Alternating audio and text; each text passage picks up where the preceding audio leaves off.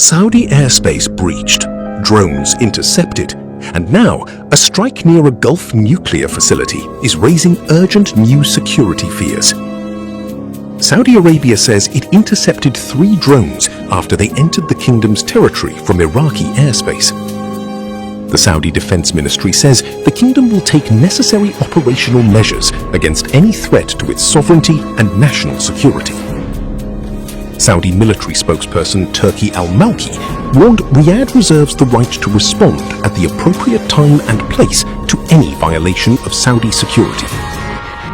Meanwhile, alarm is growing in the UAE after a drone strike targeted an electrical generator outside the Baraka nuclear power plant in Al Dhafra.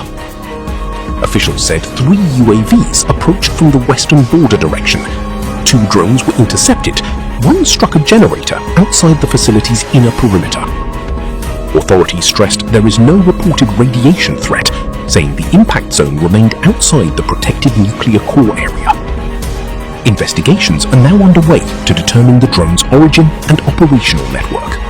Iraq, meanwhile, reiterated its commitment to keeping weapons under state control and enforcing the rule of law. Baghdad said it rejects becoming a launchpad for attacks against neighboring countries, while also opposing foreign interference in Iraqi internal affairs.